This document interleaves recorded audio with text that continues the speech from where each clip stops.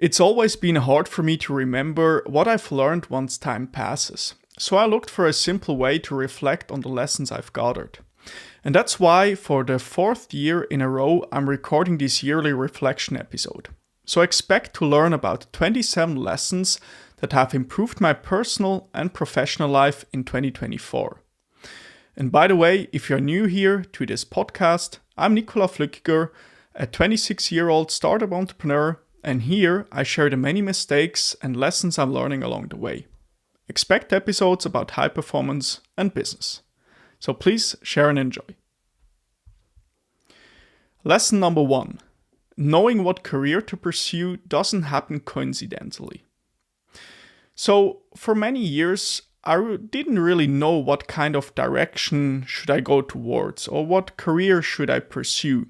I had different ideas, for instance, strategy consulting like working at Bain Company, BCG, McKinsey, stuff like that.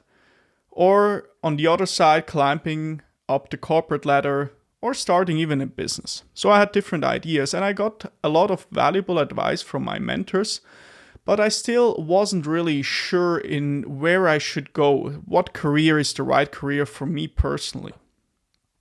And it was only when I sat every single morning for around 1-2 hours-ish for 1 or 2 months straight to write about my life vision. Because what I did before was more like I was thinking in my head about different ideas, things I could do. I knew I was, for instance, pretty creative or I had some creative traits. I like to work hard, stuff like that. But I never wrote that down on paper. And the takeaway for me here was basically you need to sit and write. Just thinking about something or about what career to pursue is not enough. Because hoping that one day out of the blue, this life mission or vision appears is kind of like naive to think that. So you know your life mission is not going to happen if you don't write it down. And to create my life vision, I went through the Jordan B. Peterson self-authoring program. You can look that up online. It's called self-authoring program. And what you are doing there is basically you write about your past, your present, and your future. And particularly the future self-authoring program is interesting to me. Not also the present and past, of course, but the future particular, because you're writing about your life vision, about your career. And this really helped me to clarify where to go, because creating a vision for one's life is the best way to clarify where to head, obviously. And people spend so much time, and including myself, on like preparing, for instance, in the past, like a CV, like your resume, but not really thoroughly thinking about what exactly I want to do. So, and by the way, there is a nice quote on the self-authoring program website, and I think that will clarify some things. People who spend time writing carefully about themselves become happier, less anxious and depressed, and physically healthier. They become more productive, persistent, and engaged in life. This is because thinking about where you came from, who you are, and where you're going helps you chart a simpler and more rewarding path through life. So, long story short, main lesson is don't just think about your plan, write it down. This helped a lot, and it takes some kind of effort. Obviously, when I sat there down every single morning in 7 a.m. and wrote for 1 2 hours. It's hard because you need to think pretty about your deep interests, your skills, your personality traits, but the output is so helpful. It gave me personally so much clarity. All of a sudden I knew where I want to go, and all the actions and all the inputs I'm going to do on a daily basis are then directed towards that overarching life vision, which was really helpful. And quite frankly, something to add here perhaps is a lot of people nowadays talk about creating you need to follow your passion. And I found that kind of not really helpful advice, because whenever you start a new endeavor, you pursue something, you are most likely not good at it. At least it was in my case when I started first podcasting, and I'm not claiming I'm still really good, but I think I became a little bit better. But when I started out, I was not that good. I remember sitting down in my basement and recording my intro episode, episode 1. It's still online. It's in German, but you can listen it. And it was so hard for me because I've never done that before, so I really sucked at it. But I didn't stop. I recorded more and more episodes, and I became with each episode a little bit more experienced, a little bit better. And so I started to really enjoy recording podcasts. So I created my passion through doing it, not the other way around. It was not like in the first place I'm so passionate about it, because I was really bad at it. The point here is, when you're bad at something, how do you know that's directly your passion? So I believe in just by starting something, putting in the work, and creating like that your passion. And in terms of my life vision, I took a similar approach. I did a lot of different things over the past 4, 5, 6 year-ish, whether it was starting 3 smaller businesses, whether it was doing 2 internships, graduating, like my bachelor's degree, soon finishing my master's degree. I did different things, obviously podcasting, and like that, I call it the shotgun principle. I do a lot of different things, and like that, I figure out what I like. And this really helped me then at one point this year to sit and write and put that all together in a clear life vision, to translate that into something tangible that I can use like as my North Star in life, where I want to head toward to, if that makes sense. So long story short, knowing what career to pursue doesn't happen coincidentally. Sit down, write about it, and it helps. Lesson 2. You can sound more intelligent by an order of magnitude if you prepare beforehand for anything you do. So there are 2 nice quotes of Alex Hormozi. For those of you who don't know Hormozi, he's a successful entrepreneur. I highly recommend his books, his content, everything he does. So he wrote, "People underappreciate how much smarter you can seem with 20 minutes of preparation." And the second quote is, "Most people would be better off spending less time talking and more time preparing what they are gonna say. 10 hours of preparation for a 10-minute talk can make even a fool look like a genius." And obviously preparation is an important thing if you want to progress. And I give you a quick story here. In my last semester at the University of St. Gallen, it was basically my last exam semester, finished all the exams, now I'm writing my master thesis. I had a course called Innovating Healthcare. And it was a course we had, 11, 12 lectures, 10 lectures, I'm not sure. And at the end of this course, we needed to present our group work. We got like a real life case in our case, we had insurance as our partner in the real world, basically, and they gave us a business problem to solve. And it was pretty complex. It was pretty darn hard to solve that. And in the end, we needed to present that as a group. And when preparing for this presentation, we did it over and over and over again. Not once, not twice, multiple times, until we were bored. Because I believe in this idea, in this notion that the more you prepare, the less anxious you are. Because if you then are in that actual situation of presenting, you can simply say, hey, I have done that before. And I'm not nervous at all because I have done it already 50 times, 100 times, whatever.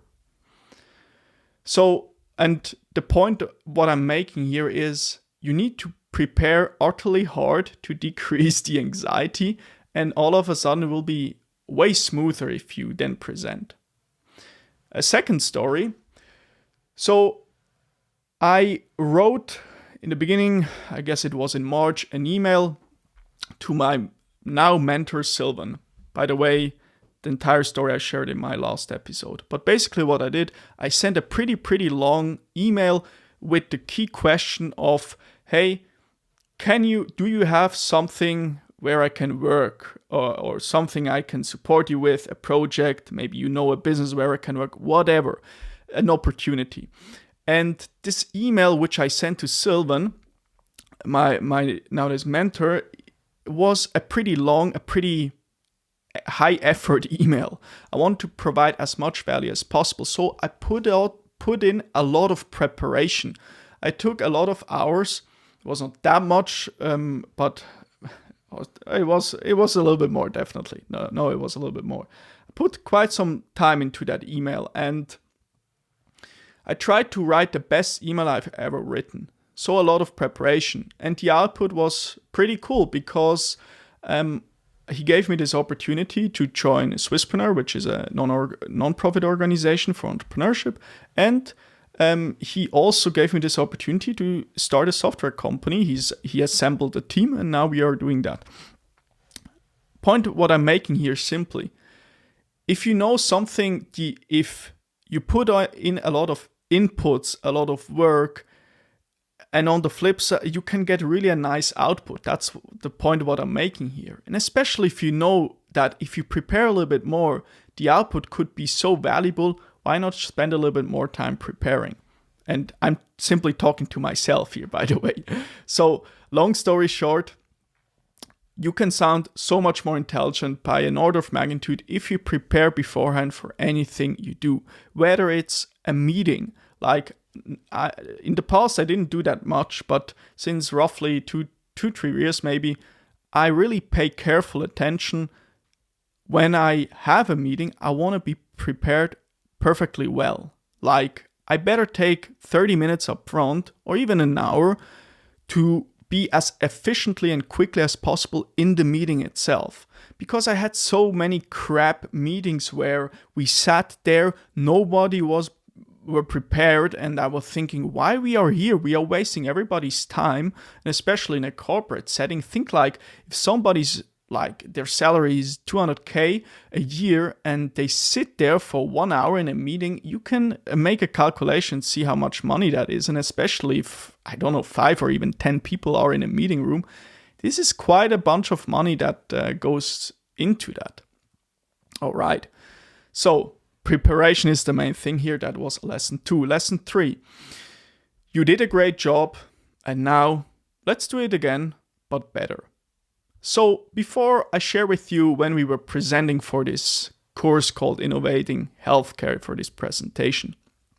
And for a similar, also another presentation last semester was in a contextual course about cultural stuff. So there I had like a presentation. I needed to give that presentation by myself. It was just me. And I followed a similar approach. I practiced it many times, but I tried to use this framework of, okay, now you practiced it 1 hour, 4 times, and now let's do it again, but better. And keep saying to myself, I challenged myself and I figured out, okay, maybe this slide here is a little bit misplaced. Maybe I should remove that with the other slide. Or maybe I can say this sentence a little bit differently that I can convey the main point, the main message. And simply challenging myself with saying, okay, now let's do it again, but better, I love it. And you can apply it to basically everything. Like, you had a successful business, you sold it, and now let's do it again, but better. I love that. And there's another quote of Hormozi. He wrote, I'm amazed at how often I have to tell myself, now do it again, but better. And how many times that's the only thing I need to do to move forward. Building up on this lesson of doing it again, but better, it's also interesting if you then want to attempt to do it better, watch at 100% of the output. What does that mean? Watch at all the presentations you have given at this point so far.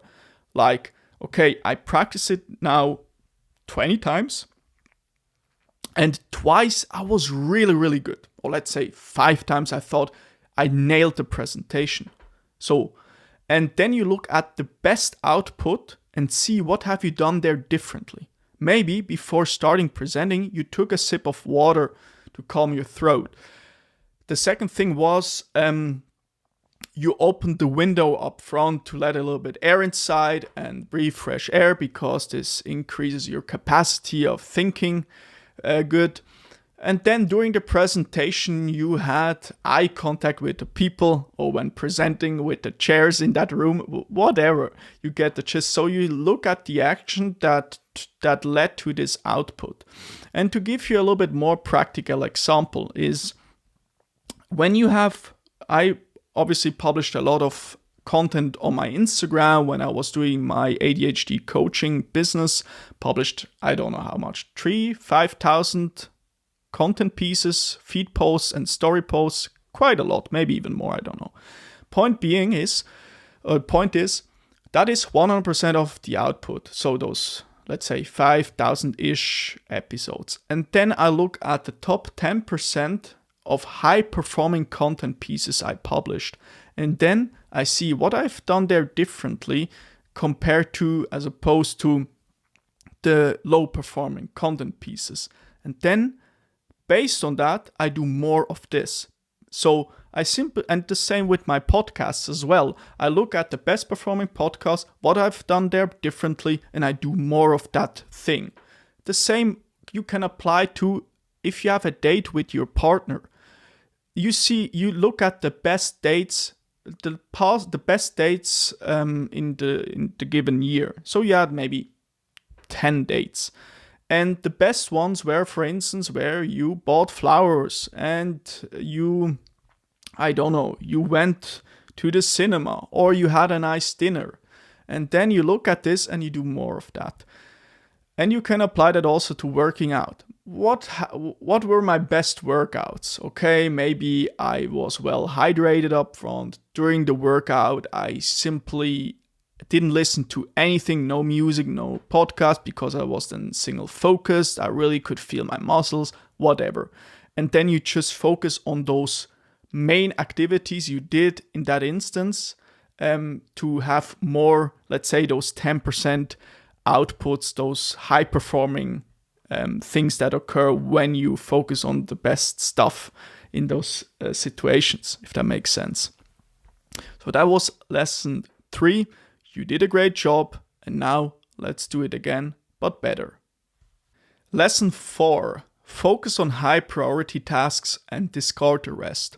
So what I've done recently, I always use this time between the current year and the newer year, so 2024, 2025 in that case, in this instance, to reflect a little bit on what I did in the past year, what can I do better, stuff like that. And also the first time I sent a survey to my coworkers where I asked them, hey, what have I done well? What could I do better? What are my strengths and weaknesses? That was basically more or less it. And one feedback that I got was that one of my things that I could do better, or weaknesses, is I need to work on is prioritization. So what are high leverage tasks, like high impact tasks, and what not? And to give you a clear example, recently we are currently working on a new startup project, my team and I. It's a software as a service thing we want to do. And I wanted already now, before actually having the first customer, create an entire full-fledged website. But this doesn't really make any sense if you are still in the MVP phase, in our case, because there are some nuance to that, but let's put it simply, now is not the right time to do that. So, and then I got this feedback from my team member and said, this doesn't make any sense. Now, better, let's do a simple landing page. And that really stuck with me, because I realized, okay, all of a sudden we want to create an entire full-fledged website. Takes a lot of time, involves another person who does this, and we could waste a lot of resources if, in case we would pivot and change the business idea, maybe switch the target group or whatever. So it doesn't make any real sense. So I ended up creating a simple landing page, which I also quite frankly looks pretty nice. Point being, it was so fast to do, and we don't waste a lot of resources when you can focus more on validating the actual business idea. And that's something I need to do better. And point here is really, there are endless things I could do.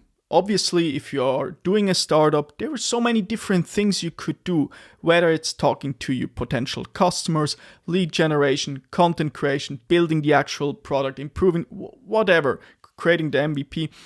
But only a few of those tasks really move the needle forward.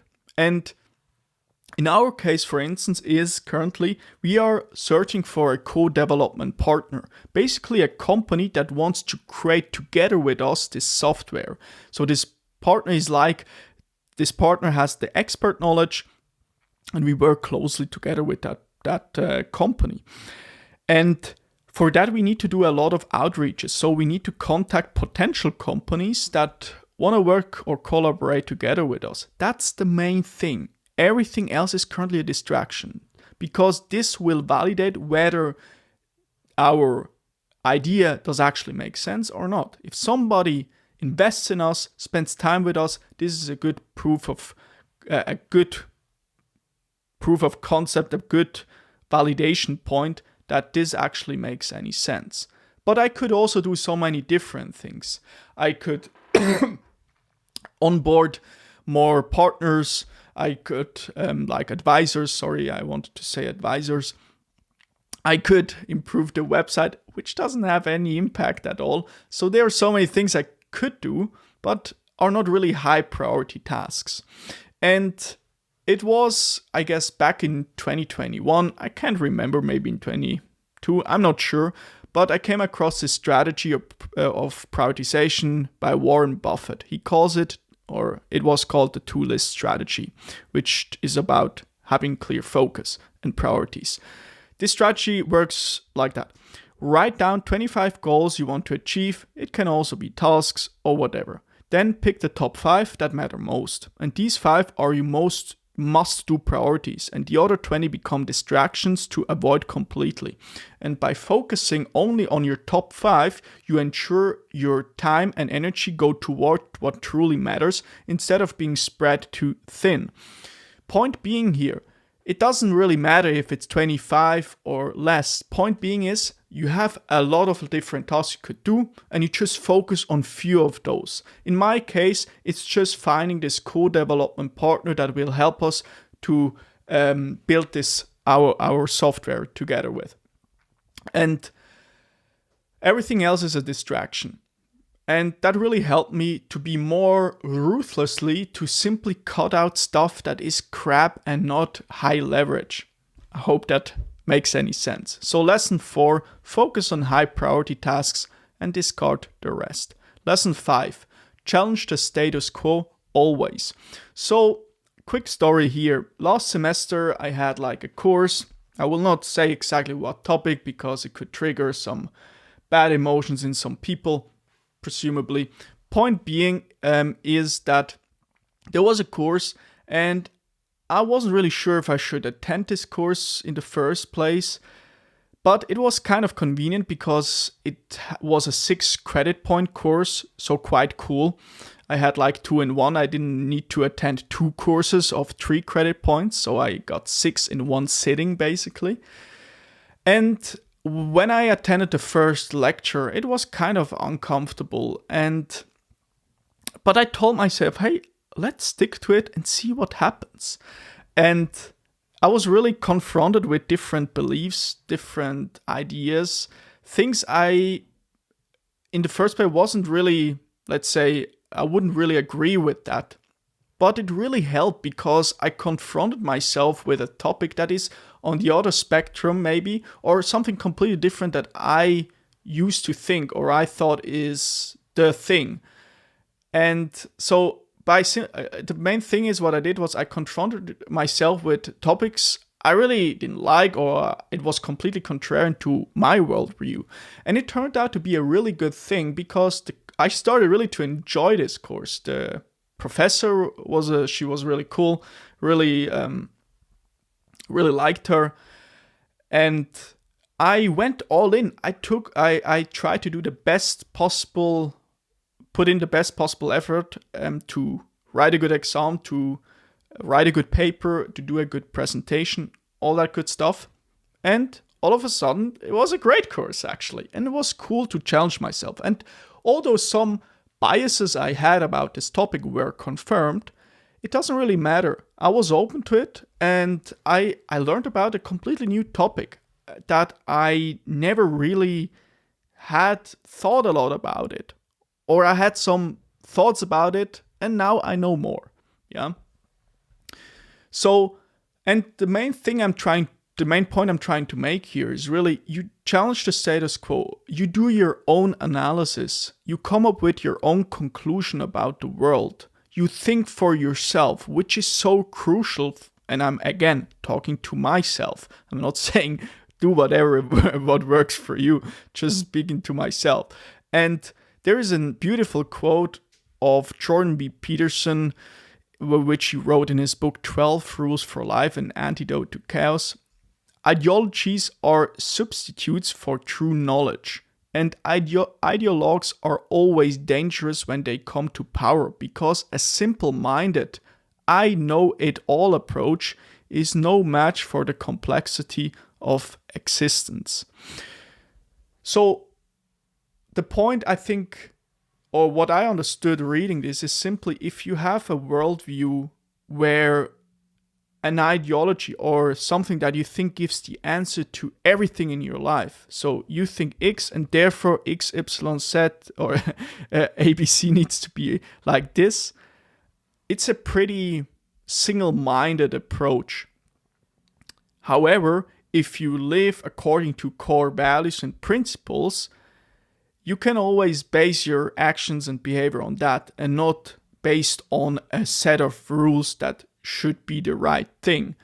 And that was really helpful to me to be always, or at least I tried to be always open-minded, and also listen to different kind of ideas that challenge my status quo. And at the same time, I do try to do my analysis. If I come to the conclusion that, I'll give you an example.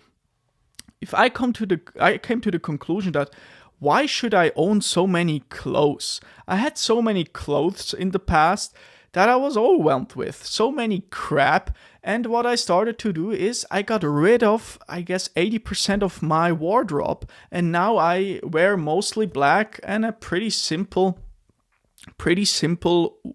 clothes, because it's so much lighter and it works for me. If something else works for you, great. That's just one example. So I made my own analysis and I came to the conclusion, why should I own so much useless stuff? I don't need that shit. Okay, so that's lesson 5, challenge the status quo always. Then lesson number 6, that's more a productivity lesson. Conduct a weekly review every week. So maybe real quick, what's a weekly review? Quick definition here. A weekly review is a simple process to stay on top of your tasks and goals. Basically a routine where you look back at what you've done, update your current tasks, and plan what's next, your next week. And it keeps everything organized, clear, and focused so you can work stress-free and stay on track. So a simple review where you do your planning, you reflect a little bit, you plan the new week ahead. And quick story here. I came across this idea of conducting a weekly review in 2021. And I have actually a newsletter issue online, which you can look up. And I learned about a weekly review from Ali Abdaal and David Allen, who is like productivity expert. And since then, I've done many weekly reviews. But also I had some breaks where I did no weekly review because I thought, I don't need to do that. It works without it. But I quickly realized that, again, and this is a lesson I relearned many times, whenever I do a weekly review, I feel so much better. I have so much more clarity in my life and less anxiety because I know I'm on top of everything. More order, less uncertainty. It's really a huge relief because I know what's coming next. I'm planning the week ahead, for instance. I'm readjusting maybe certain tasks on a given project. And the fact that I know what's coming next, that's also part of the reason why I end my workdays with a shutdown routine where I plan today, tomorrow.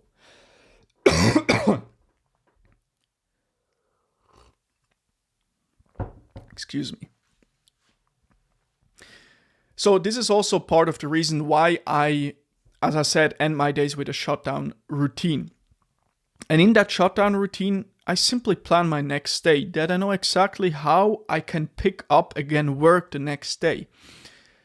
As opposed to simply shutting down my laptop and thinking, okay, this is it. I'm done for today. Because I saw so many people doing this. So many is a little bit exaggerated, but I always thought, okay, if you simply just end your day by going, how do you know how to continue? And since I'm doing a shutdown routine, and this is something I did really, really consistent for the past, 3-4 years maybe, it was one of the game changers. So, but the main point I'm making here is a weekly review is so valuable. And it's pretty simple, guys. All you can do is search on Google for weekly review David Allen, and you can also search for Evernote template, and you will find a step-by-step explanation guideline how to conduct a weekly review. You will cover stuff like, okay, you bring your physical world in order. If you have some paper stuff to do, some bills to pay, whatever, you do that. Then on the flip side, if you bring your digital world in order, your entire productivity system, maybe you have on your desktop many documents laying around, so you want to bring that into in order. The same applies to your projects, your calendar. You reflect, and also you think about what I've done good this week, what could I improve, are there any cool new ideas, all that kind of stuff, to simply stay a reflected, organized person. So lesson number 6, conduct a weekly review every single week. Don't postpone it. Lesson 7, work 12 hours a day to move fast. So what do I mean exactly here? So for the past, since 2019 summer-ish, already a little bit before, quite frankly, since the second semester in my bachelor, I really found a lot of meaning in hard work. I really love it. I enjoy it because I like to do most of the time something productive. And in the beginning, I wasn't really aware of how hard can I work. I really didn't know how to work until I realized, okay, you can increase your work capacity to an extent that was back a few years ago like unimaginable to me. But over time I realized, okay, I can extend more and more my work capacity. How much work can I do on a given day if I pay attention on certain things like sleep, diet, and sport, the basics. And I want to emphasize this point here. At least this works for me. I can work for months all the time without any breaks by 12 hours a day if I simply pay attention on always sleeping 8 hours every single day at the same time. So when I used to live in the US, I went to sleep in 8:30, I woke up in 4:30, 8 hours straight. The same applies nowadays when I shifted that a little bit, but it needs to be 8 hours. Then I eat a healthy diet, 95 or even 98% of the time. Good, a lot of veggies, proteins, good stuff. And I work out 5 times per week. That's it. Those are the basics. And obviously I do some other stuff, but those are the core things. And if I pay attention on these fundamentals, I can get so much things done. And I'm obviously then optimizing to a large degree for work. I want to get stuff done. And in order to do that, I also need to make sure that my habits are on point. And why I'm saying 12 hours a day to move fast, I realized that when I used to work in Salt Lake City, there I actually, quite frankly, worked a little bit more than 12 hours, but I realized that how much you can get done on a given day if you work almost every single hour of the day. It's obvious, but I needed to learn this lesson. And in the last semester at uni, I did a similar approach again. I worked for 3 months straight, more or less. Some Sundays I took off, but quite frankly, a lot of Sundays I still ended up working a little bit. And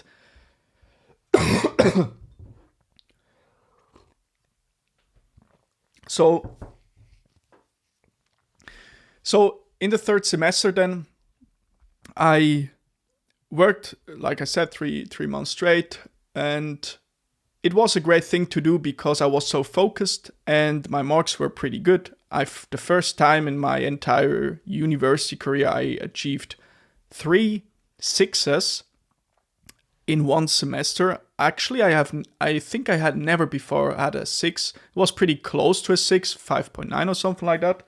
But I've never had a 6, and actually having 3 of them was a pretty good reward for the work I put in, and that confirmed the thing that, okay, if you simply do one thing, almost one thing, you can get a really good result. Obviously, I did my work, for instance, at Swisspreneur, and I had other stuff too as well, but most of the time, this was my main thing. And by simply putting in a lot of hours, this really helped. And really trying to do the best possible work. So this works really well for me, and the lesson is simply, okay, from work 12 hours straight, Monday to Friday. Saturday, I usually work 9 hours, maybe 10, depends a little bit. But I work 6 hours for sure, and then on Sunday, I try to do more admin stuff. Sometimes I also work then, depends a little bit on the given day. And obviously, and this is my caveat here, I'm currently in a season where I want to get a lot of work done and work a lot. This might change again, obviously, in the future when I might have children, family, stuff like that. But currently this works pretty well for me, or to me.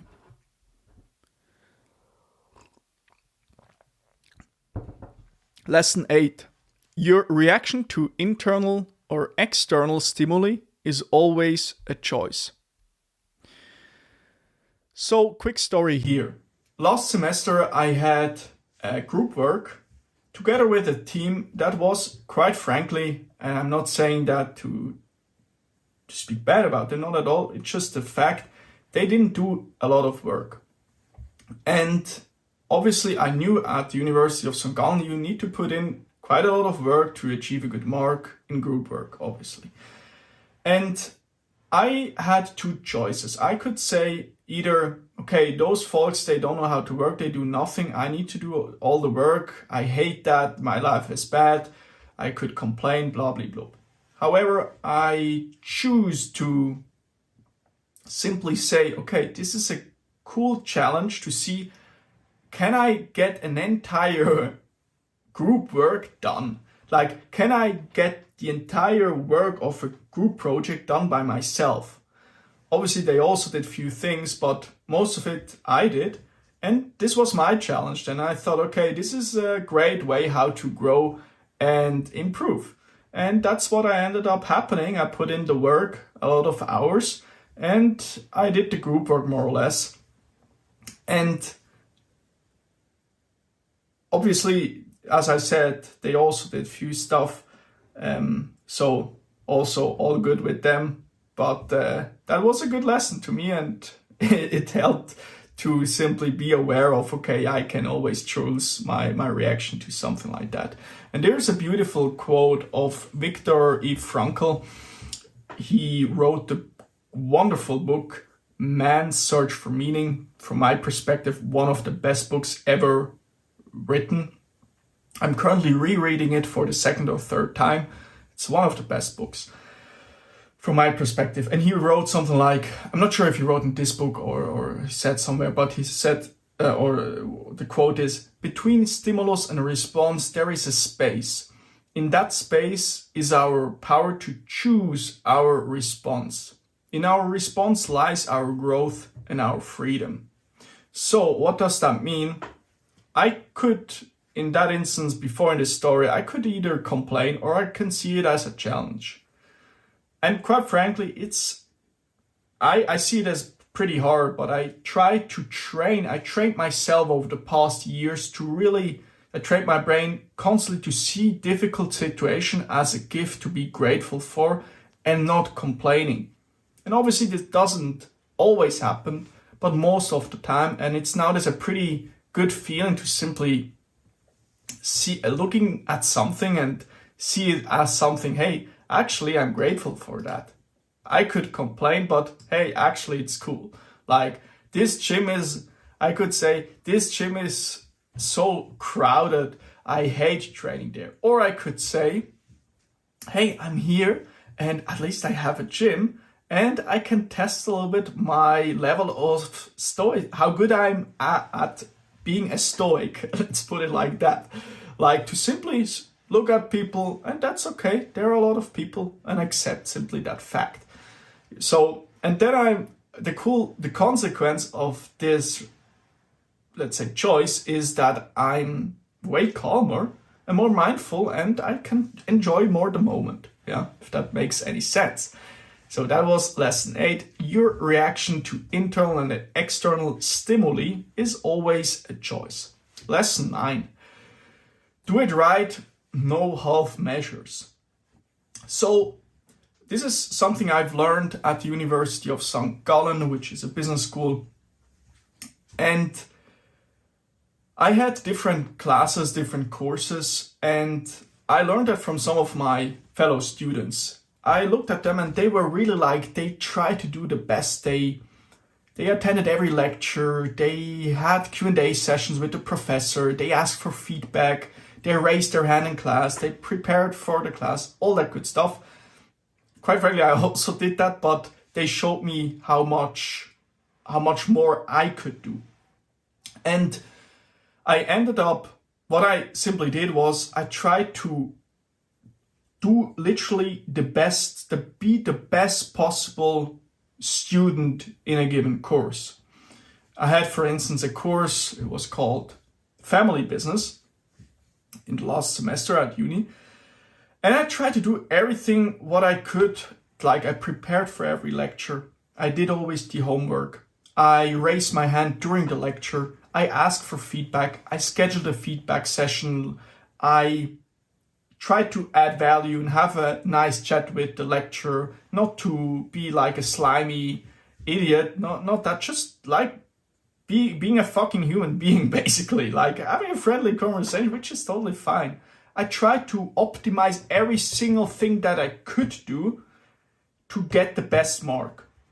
And I don't think this is like, and quite frankly, when I said like having also those feedback sessions, that communicates something to the lecturer, to the professor.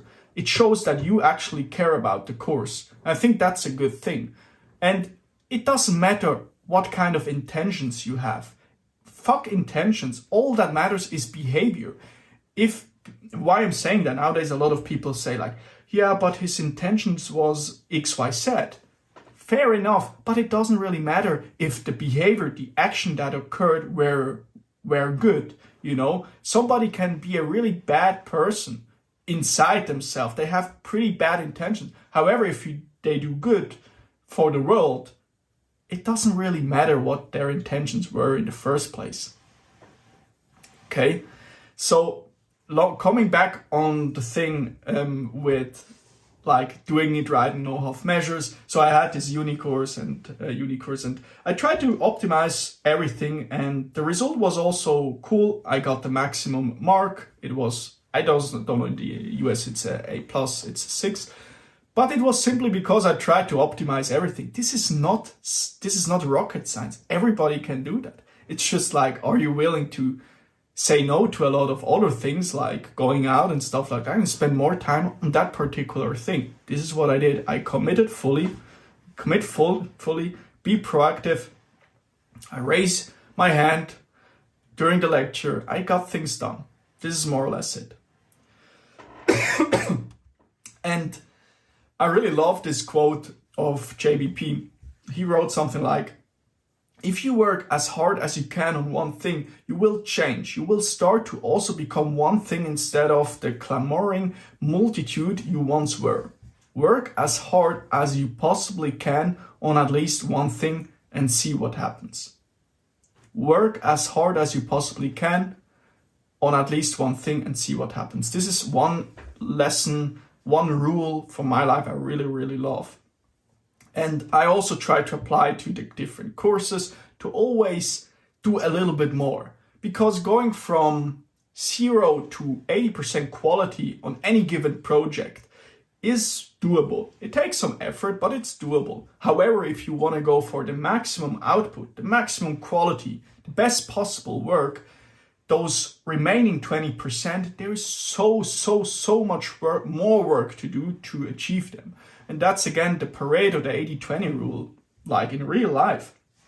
Quite frankly, in that course, family businesses, going from 0 to 80% and getting a decent mark, maybe a 5, I don't know, A minus or B, whatever, like getting a mark that was okay, was doable. But I was interested in going for a 6, and that required so much more work than to do, so much more details to pay attention on. But I think it's worth it, because why not? We are all, that's a little bit philosophical, we are all going to die at one point. Why not to better use that short time on this planet well and do something productive and give it all? So that's a little bit my philosophy. So lesson number 9, do it right, no half measures. Then lesson number 10. So this is a lesson I needed to relearn. Short form content destroys your ability to focus. So recently I somehow got a little bit sucked into that short form scrolling, doom scrolling stuff on socials, primarily on YouTube, I would say. And pretty quickly I realized that, hey, this is one of the worst, such a bad thing to do, because it hampers your ability to focus for extended periods of time. And it also does something awkward with my, let's say, my brain, my dopamine. I train my brain to be like, really, it can't focus basically. It's a terrible thing.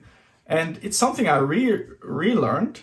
And obviously I never stopped watching long form, but more short form. And the thing, what I really don't like about it is that you get in a short period so much information that I can't process really good. And quite frankly, there are really good there's good short form content out there. And myself, I also did it. I posted on Instagram, stuff like that back in the day, and sometimes today as well. But the thing is, although in 60 seconds you can learn so much, if you watch 10 pieces of those 60 seconds that are loaded with so much information, you can't retain, you can't remember much of it. Especially if you watch, let's say, for an hour straight, all that content. It doesn't really, not a lot of things stuck with you after it. You're more like in that empty room and think like, okay, what exactly have I just learned now? What happened? So, and I started to think, I recently came across that. It's a blog post by Carl Newport. He talks a little bit about that. But the thing is, you can think of content like food. Short form content like Reels and TikToks is the junk food of the digital world. So designed to grab your attention, but leaving you unsatisfied and craving more.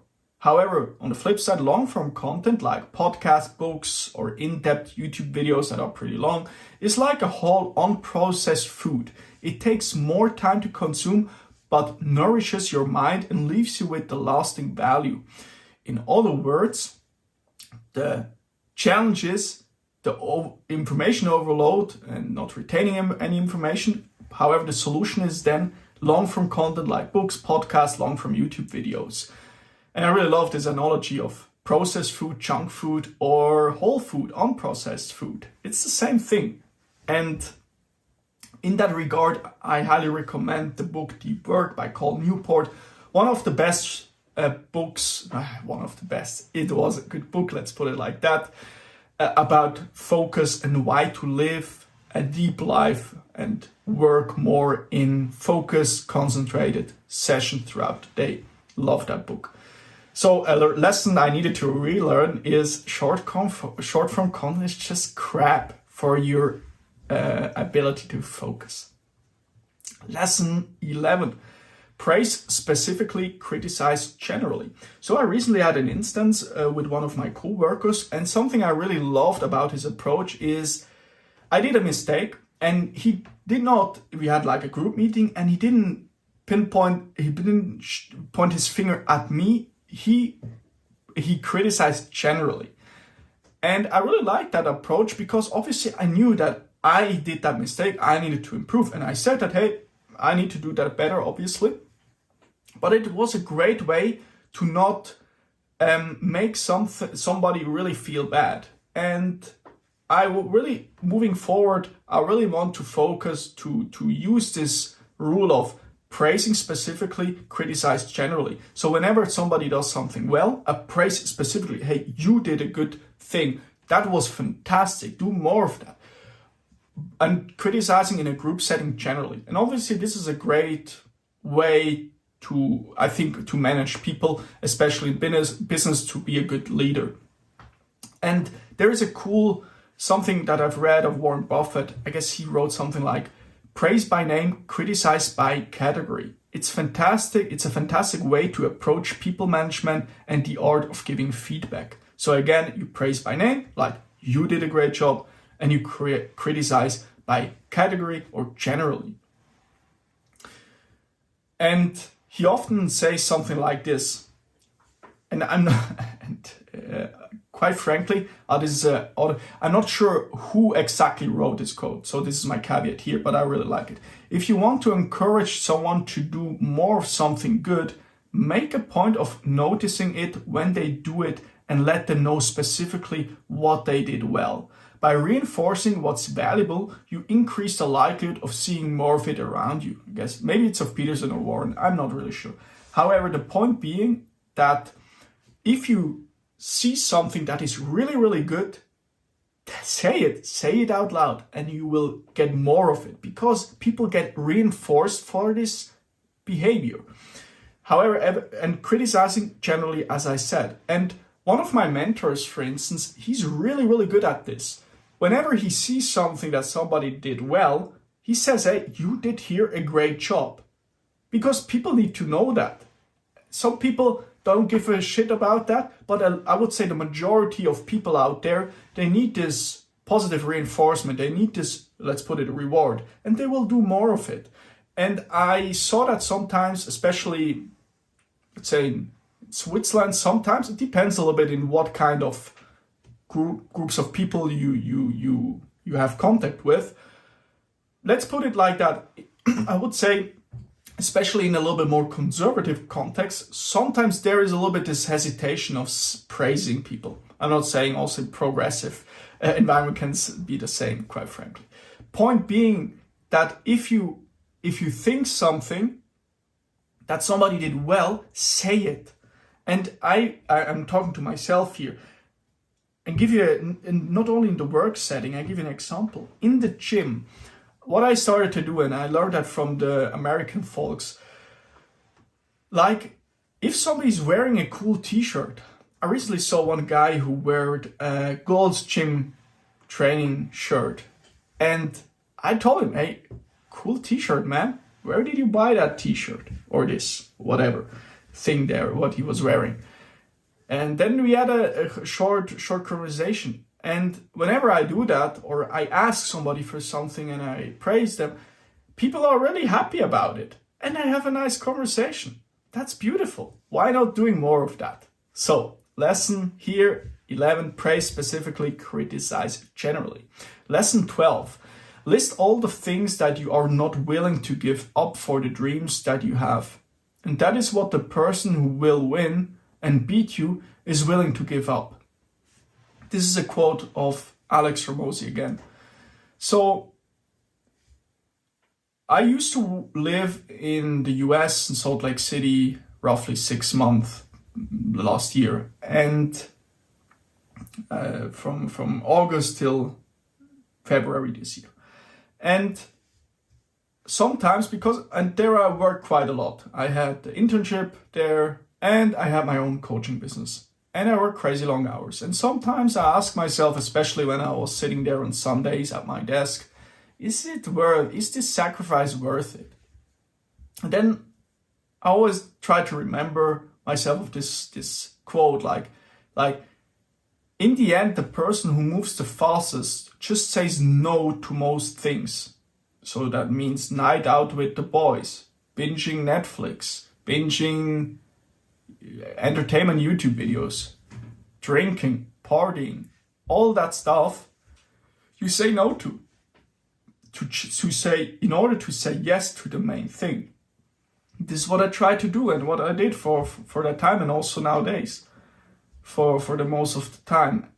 And what's then kind of interesting is that if you realize that, okay, you need simply to say no, and it's definitely worth it, it will turn out good, you're capable of way more if I optimize for peak performance. That's what I mentioned before. If you sleep, eat, and trade right, if you do the basics. So I simply needed to remind myself that there are so many people out there that work way harder than I do, that are way better than I am. So it's definitely worth it. I need to put in the work. I'm not that good right now, and I'm willing to sacrifice that stuff for the main thing, because I'm trying to think long term and I know where I want to go. And I will leave you with that here. There's a nice quote of David Goggins. He said something like, you don't stop when you are tired, you stop when you are done. And this is basically this quote of Alex Hormozi on steroids. You sacrifice and you don't stop. You only stop when you're done. Hey Zenith Nation, quick break. Each Sunday I write a free newsletter called Zenith Sunday, and in it I share simple lessons I learn about doing better work and living a better life. It's short, easy to read, and costs nothing. So if you would like a little boost each week, sign up below. And now, back to the show. Lesson 13. Eliminate the option of not doing the work. So, quick story here. Back in last year when I was in Salt Lake, I had a friend there. And he worked, I guess, at Goldman Sachs, if I remember correctly. And he shared with me an interesting thing. He told me about a restaurant a couple of blocks away where I used to live. And there was a couple working at a restaurant, I guess it was something Asian or stuff like that. And they worked there for already 20, 30, 40, I don't know how many years, without any interruption, without any breaks. So what they simply did, that's how I see it, not doing the thing, not doing the work is just not an option for them. Not showing up is simply not an option for them. So it's not in their mind. They just do it. And that's what I admire about a lot of folks, especially a little bit older folks. For instance, like my grandparents had a similar mindset of simply you show up and not doing the work is just not existing, this option. So adopting this mindset of avoiding the work is just not non-existing, this option. And I really like this frame also. You still can do the work, although you feel bad. You don't need to be happy to get things done. You can feel angry, sad, frustrated, disappointed, anxious, depressed, whatever. And guess what? You can still sit at your desk and do what is required to win. Finding what's meaningful to you is way better than just trying to be happy. I'm saying that because a lot of people have talked about feeling happy, being happy, and that's wonderful, totally fine, do whatever works for you.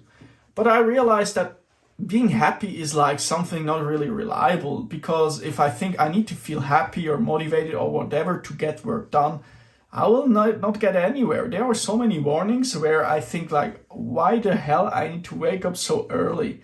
I could sleep in, I could, I don't know, I just could skip the workout, not do the work. But then this frame comes pretty handy when I remind myself like, okay, actually this option of not doing the work is non-existent, so screw it. Wake up and do it. And in that regard, a nice quote again, we weren't designed to be happy, we were designed to try as hard as we can. A quote by Lionel Page. So, and I really love the story of this couple. Like they just show up and they don't ask like, oh, I'm feeling a little bit dizzy this morning, I'm feeling that a little bit. They just show up, and I found it pretty remarkable and admirable. Lesson 14. Anything worth doing takes a lot longer than you think. And until you work for 1,000 hours on one project, you don't begin to know how much work it takes to make something great. And as a result, how few things you can really make. So, quickly circling back to what I said earlier about this course family businesses, I optimized everything in this course. I tried to do everything perfectly. And I also needed to create this. I had a group work, and then on the flip side, I had a reflection poster I needed to create. I have, by the way, a picture in my last episode if you want to look it up. Point being, I had this poster. After each lecture, I needed to prepare some or do some stuff, fill out some stuff on that poster. It was quite a lot of work. And I'm trying to make the point here. I tried to focus all my time towards those courses. So I worked long hours, and then I could only think about that. And I realized that, okay, if I want to do something exceptionally good, there are not that many things I could do apart from that. And that's again the main lesson here is focus. There are not that many things. If I want to do the best possible podcast on this planet, I need to allocate my time differently than I'm doing right now. Like, I need to work way harder on this podcast, for instance. I need to optimize so many different things, whether it starts from the actual content. I need to put in way more preparation time into it. I need to have coaches like an athlete, like to improve my speech, how I'm presenting stuff. I need to buy better equipment. I need to find cool guests, stuff like that. So there is so much time I would need to spend on that if I want to make something good. And that applies to everything. Like currently I'm optimizing for doing the startup project. This is my main thing. Then I have my volunteering work at Swisspreneur, and this podcast I use like as a vehicle to reflect myself. It's pretty low effort. I just prep something, doesn't take that much time. I pull up my camera, I pull up my recording stuff, set it up, and let's rock and roll. That's more or less it. So you get the thing, and that's really a huge lesson for me. There are not that many things. If I distribute my attention to do too many different things, I do many things, but nothing really good. Obvious lesson, but it's so important, and not that many people realize it. Because sometimes I see people, their CV, I think like they do 1,000 different things, but nothing really, really successful. And I'm not saying that I'm successful, not at all.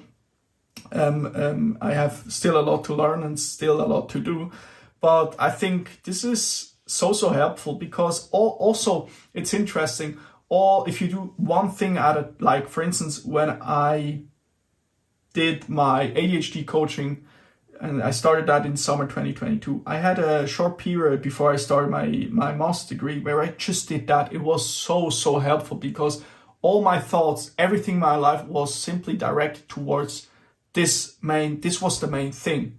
All my ideas I had, I wrote down directly in my Google Doc.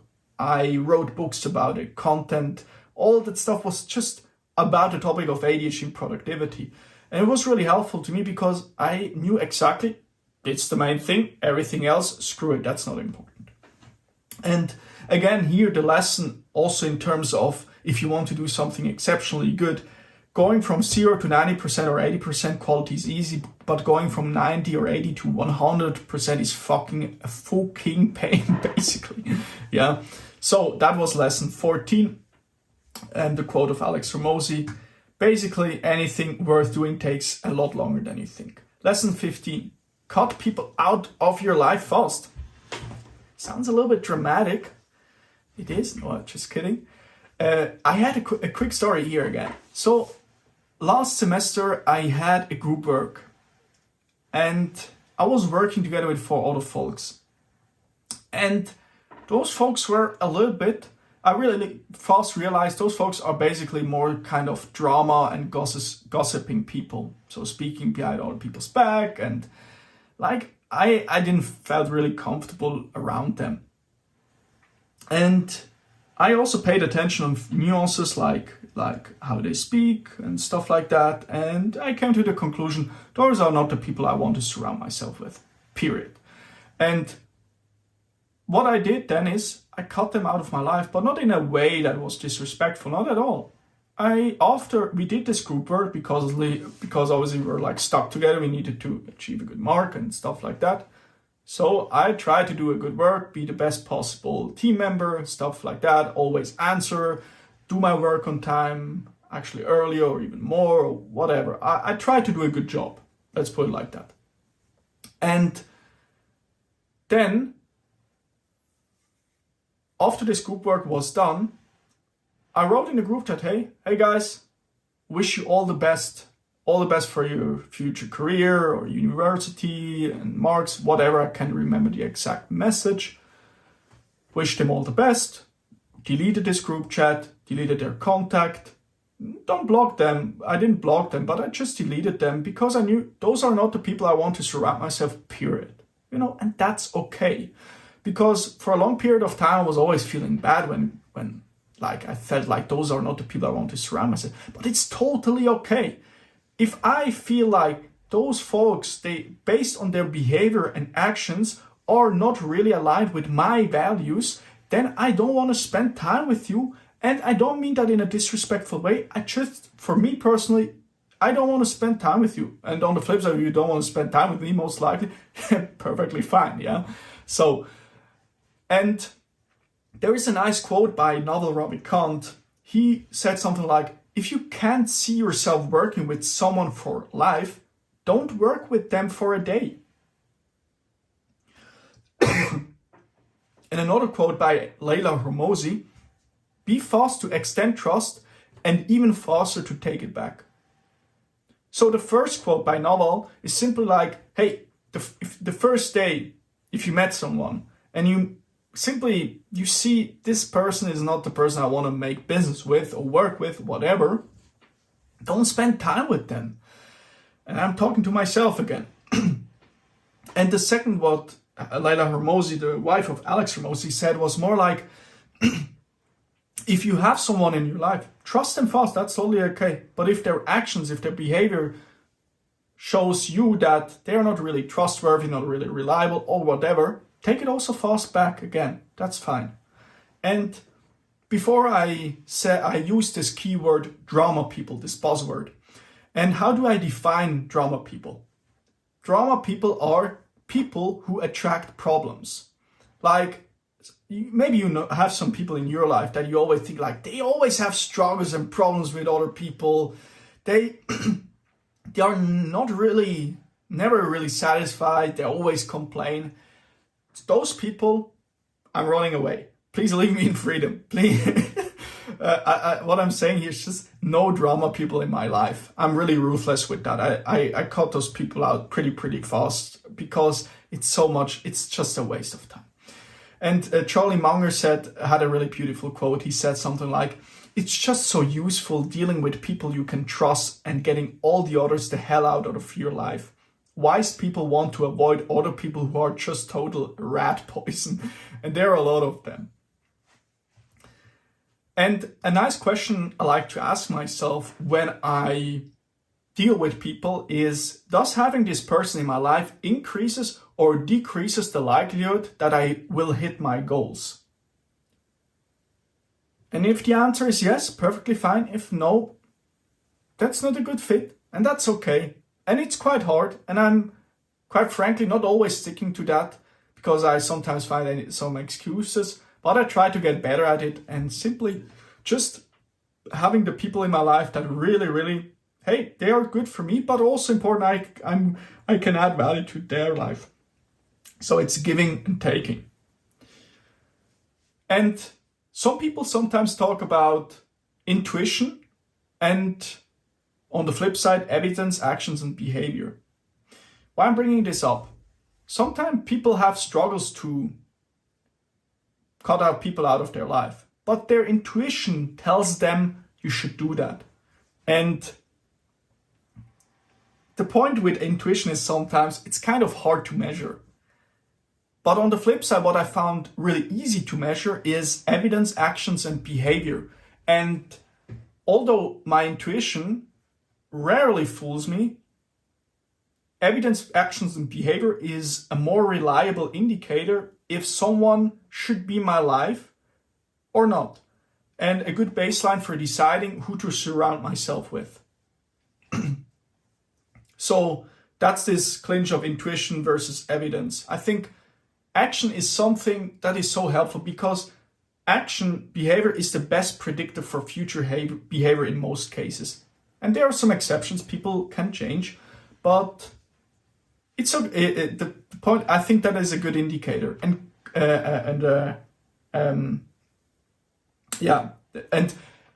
that's a building up on that. When it comes to actions and behavior and people change, there are some people that change and getting a better human being, which is wonderful. And that is something that not everybody agrees with me. It's totally okay. I think, and I didn't think it through. I will put that carefully. Like giving some people a second chance, that's totally fine. But if you got a second chance, I'm not the first person who is the person you can use as a second chance, if that makes any sense. Like if somebody did something bad and they get a second chance, they can do that with someone else. But I want to go with the person who did it right in the first try, if that makes any sense. Because I don't want to be like the experiment. So yeah, I think it's a more sustainable approach long-term wise, because you can move faster and you don't need to expect any big surprises or less of those. And I haven't entirely thought it through. This might change, but this is just what I recently, the past few months, thought about, which I found quite interesting, because I was really this person saying like, yes, a second chance is always great. Yeah, it's great, but I'm not the first person then where you can try your second chance with. And another nice framework to choose with who to surround myself with is the hell yeah, spend time together approach, or no, actually not interested in spending time with this person. Is it a hell yeah? Like I spend time with somebody and after, when I go home, I think about this time and is it a hell yeah? What's this like, hell yeah, I want to spend more time with this person? Or is it like, no? This is sometimes also a good indicator whether spending more time with that person or not. It's a little bit more based on maybe intuition, but I like this question, which you can also apply to different things like, do I want to invest in this company? Is it a hell yeah or hell no? And sometimes the first selection is pretty quickly done by simply asking that question. And obviously you do then a more thorough diligence, but yeah, if that makes any sense. And also I want to mention here that on the flip side, if you have someone in your life where you really think that, okay, this is a wonderful person, shared values, shared goals maybe, or principles, and I want to be friend with that person and the other person has the same interest, whether it's relationship or friendship, whatever, then go all in, do it right, no half measures, give trust fast. And I apply that to people who there are some people in my life I fully trust and I went all in. I would literally give my last piece of my letztes Hemd on German, which simply means my last shirt I would give for them, I would do that 100%. I go all in, and I'm highly responsive to those people that really matter. And to the others, there are other people that I also like, but there are some people I really think those are the main people, and I want to focus on those. Because again, here's the same lesson here. Focus.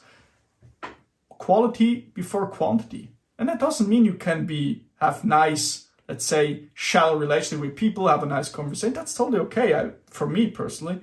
But it's sometimes really nice to have few people who you simply you don't need to see them 3 years, and you talk to them and it's the same and you trust each other. That's wonderful. I like that. So here the main takeaway is simply, if you think if it's a good friend, then go all in, be the best possible friend as well. So going back, lesson 15 was cut people out, faster for your life. Don't hesitate to wait here. Lesson 16, you are not a control freak or robot, you just have higher standards than others. So I had a fellow student, he's a really good guy, I like him actually, but it's not a hell yeah case, let's put it like that. Sounds a little bit not so nice, but it's the truth. However, he told me something like, hey, you are working really hard, you're really disciplined, so he actually praised me for that. But he said, like, you're not really going out of the classroom, which is like an analogy for saying you're working hard but not really spending time with people outside of work. And at that point, I was really optimizing to do my university really, really good, and also my business, my coaching business. And I realized then, okay, actually, and because I started then a little bit to justify certain things why I'm doing stuff, and I realized there is no greater waste of time than justifying your actions to people living a life you don't want. Again, something I learned from Hormozi. It's simply a way, if people don't understand or don't have the shared values or similar goals like you have, they don't understand it, and it's just a waste of time. And especially if you then apply logic to illogical people, if people are acting from emotions and not from logic, it's pretty hard to deal with them. It's actually, you are then the illogical person, because if you try to apply logic to illogical people and know that, you are quite illogical, because you know they will act illogical. If that sounds a little bit weird, but if that makes any sense. So that was a huge relief for me to simply try to stop justifying actions to people who want to live a different life than I want. And that is okay. It's totally fine. Do whatever you want. And then I had this struggle of, okay, if there are certain people who tell me what I should do but have a different life, first of all, most of the time I just directly I reject that information, put it into trash, but I do that in a friendly way. First of all, I don't justify my action when I have an interaction then. I just listen. Like, I ask follow-up question. What do you mean by that? Or I repeat what they said in their words. I seek to understand. I try to understand them. I try to be a good listener. But after this conversation, I need to tell myself, hey, listen now, directly into the trash can with this advice, because this doesn't serve me well. I don't want someone telling me or limiting myself. That's not what I want. And it's quite hard to do, because people sometimes don't mean it in a bad way. They actually have good intentions, more or less. Maybe sometimes not. But if you want to go big, I believe you need to be really ruthless to reject advice that come from people that don't know what you are doing and what you want to achieve. And it's kind of interesting. As your standards and goals get bigger, old people or new people sometimes fail the new standards. And it's okay to let people go. What do I mean here? So when you get better, when you work on yourself, you do a lot of self-improvement. You read books, listen to Andrew Huberman, and want to start a business or whatever, and your goals get bigger, you get better. Some old people in your life, they just failed those new standards. They are still living the old 24 hours like before, as before. They just do the old shit. And this is fine. No judgment. They do what best works for them. But I decided that, okay, I want people to have in my life that grow together with me. I don't want someone who drags me down. That's simply not what I want. And I just recently had a conversation with a really good friend of mine. He said, you really don't have time for bullshit. And then he followed up and said, like, because actually it's a little bit like contradictory, because you can be really funny and stupid and do really dumb shit and also do crazy stuff, but you decrease the time spending on those stuff, on that bullshit stuff. And but bullshit can also use for different things, like not dealing with people that have shared values, whatever. Point being is that I think this is a good description of myself currently. I don't have time for bullshit. It's not that I don't have time, I just set my priorities differently, where I don't want to make time for bullshit, if that makes any sense. Of course, sometimes I crack a joke or whatever, but it's less than I used to do in the past, where I was more like, especially around 18, 19 years old, 17 years old, whatever, was more doing party and a lot of drinking alcohol and stuff like that, which is not anymore part of my identity. Fuck that shit. It's not, I don't want to have that in my life. I feel way better without it. All right, so lesson number 16, if people tell you you're a control freak or a robot, I disagree with you. It just means you have higher standards than others. Lesson 17, invert, always invert. A quote by Albert Einstein or Charlie Munger, both said it. So what do I mean exactly? So for most people, it is much easier to mention the negative things rather than the positive things. So here's an example. Question, tell me what was positive today. Most people would say, that's hard, I'm not really sure, or I need to think a little bit about it. Flip side, if you get asked, tell me what negative things happened today, people would say like, I can tell you 1,000 things. And I personally try to use this fact that we often think more about bad things than good things to my advantage. And here's how I apply inverted thinking in my life. So I ask myself, what would I do to set myself up for failure in business, in life, everything? Here's an example. And this example is of, again, Alex Hormozi. I learned a lot of him. He said he basically asked the question, what would I do if I want to fail for sure in business? I would do lots of different things, so no focus. For short periods of time, always switch to a new opportunity. Not get help from other people. Make all mistakes on your own, so you don't invest in coaching programs to learn stuff or read books. You repeat mistakes, so you make mistakes multiple times, and you never change. You always stay the same person. That's what you would do to fail in business. And now you can flip that. You can take the positive. You can take the negative, put it into positive. Doing lots of different things then becomes do one thing. For short periods of time becomes for a long time. Not getting help becomes get help from others. Make all mistakes on your own becomes observe others, learn from others. Repeat mistakes becomes only make them once. And lastly, never change. Flipped becomes always grow and challenge beliefs. And I found it really helpful because you can create some kind of you can operationalize a lot of different things by first writing down all the different things that you would do for sure to fail and then flip it into positives. And then you take the positives and turn it into a SOP, a standard operating procedure, like a step-by-step guide for something to be successful. I did it actually for my podcast. What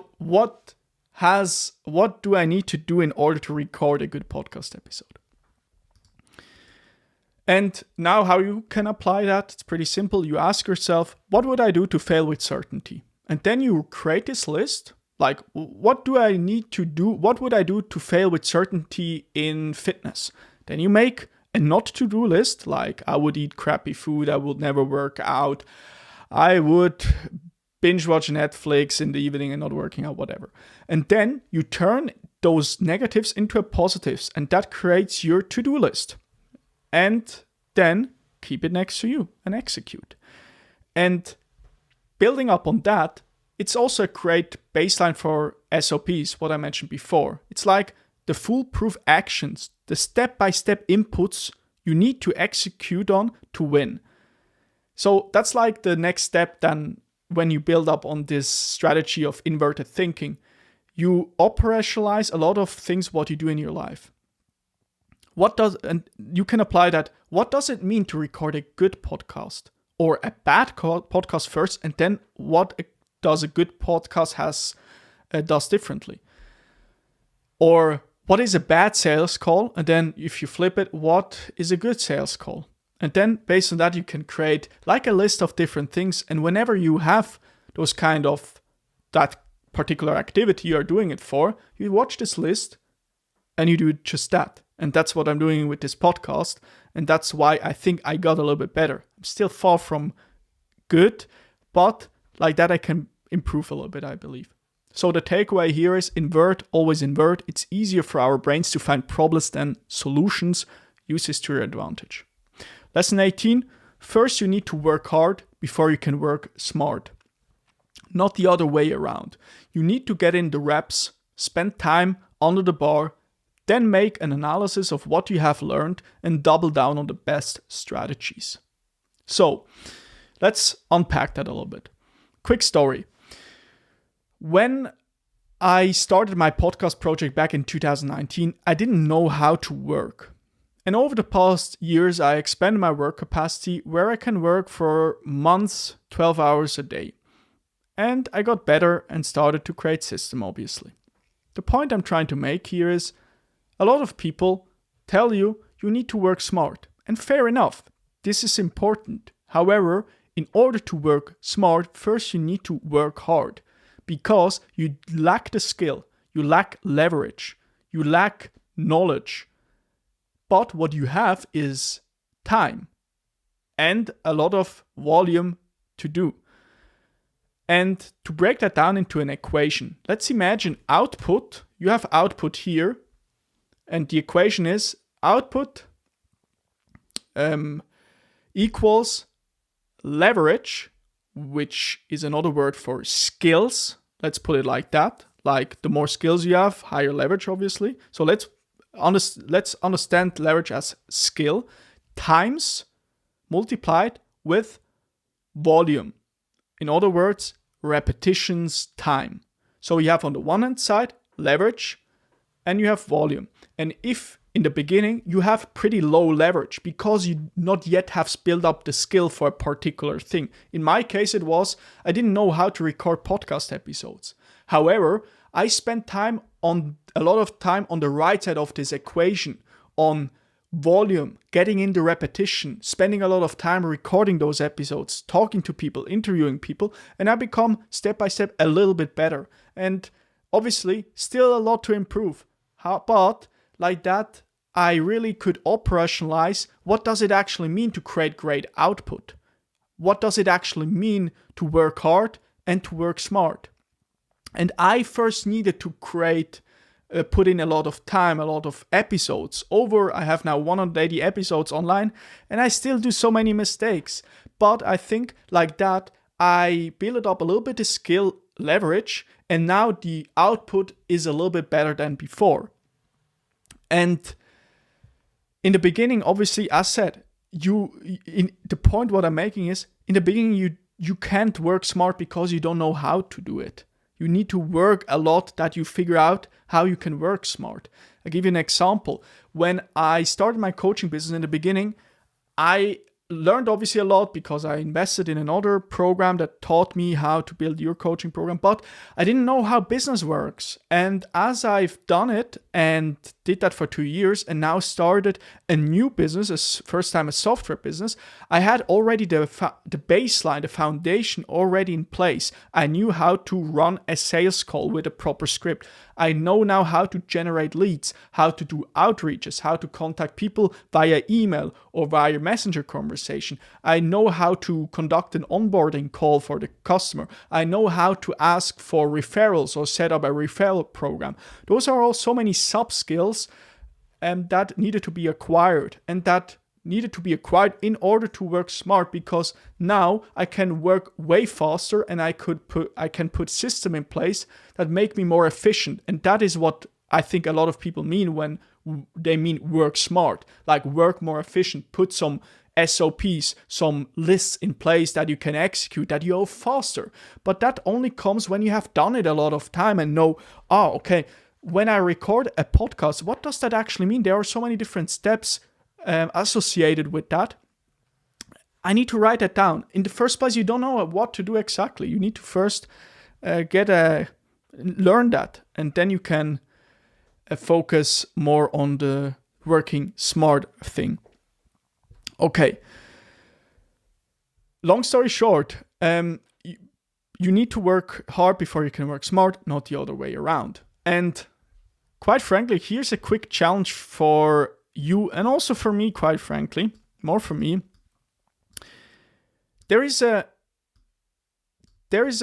this system called 996 in China. And this is a way some people work there. A lot of people work like that in China. And it means they work from 9 in the morning to 9 at night, 6 days a week. And that's obviously a lot of hours. And I'm not saying whether that's good or not. This is an entire other discussion. Please don't bother me with that. Point being is, people can work like this like crazy. People can really go to the really far. And why can't I do that? Yeah. Why can I do the same? And again, whether that's good or not, this is a different discussion there. Please understand me right here. But what I'm saying is, if you do this for 30 days straight, you work 6 days a week or even 7 days a week for 30 days, you will realize 3 things. How much more you can actually get done. Second, you are still alive and you are not made out of glass. And third, you know what you're capable of in hard times. That doesn't mean you need to work like that for the rest of your life, but you know what you're capable of if hard times require that. So, lesson 18, first you need to work hard before you can work smart. Lesson 19. Focus on content first in startup pitch decks. Use 3rd grade reading level language. Don't get brainwashed into believing you need to create fancy consulting slides that nobody understands. So, this is more like a business-ish lesson. When I started my newest startup project, we had an initial idea, which was the problem we identified is that a lot of software companies track their KPIs, their key performance indicators and metrics in Excel, which is pretty error prone and time consuming, but it is free. But we thought that's a problem worth solving. And then we conducted 36 interviews with software CEOs and realized, okay, there's a little bit pain. We could create here like a business and make it profitable, but it's not a big business we could make out of that. And I created for that then a pitch deck. That's the main thing I want to tell you. For this initial idea, which was called True KPIs, the website is still online, truekpis.com. I created a pitch deck, and I spent a lot of time on that it looks fancy and stuff like that. And I really realized this is just the wrong focus. All that matters is the content that people actually are, that I can convey my message and that people get the gist. They understand what about is the business, what's going on, which problem they wanted to solve. And then I really decided because we then did a pivot, we adjusted the business idea and want to approach a new target group with a slightly adjusted solution, or slightly is a little bit more than slightly. Point is, because I needed to create another pitch deck. Pitch deck is like your baseline for everything. You go out, you sell the vision, and the pitch deck is like the baseline for that, where you put everything into one place about your idea. And I said, let's screw the design. Let's just pull up Google Slide and just put there some bullet points and do it as ugly as possible, because this doesn't matter. Because we actually have a designer in our team and he does fantastic work. That's where he is really skilled at. I can also do quite nice slides. I learned that at the Uni St. Gallen, because there everybody's doing consulting slides. That's fantastic. But sometimes in that setting, it's not really helpful in the startup setting, because nobody understands then what you're trying to do with your business. And that was another lesson for me. Bullshitting, it's a little bit mean, but bullshitting doesn't work outside of business school or university. Use simple language that you and everybody else understands. In other words, use third grade reading level that everybody directly understands, and you make them actually, you serve them. If you do that, it's easier for them.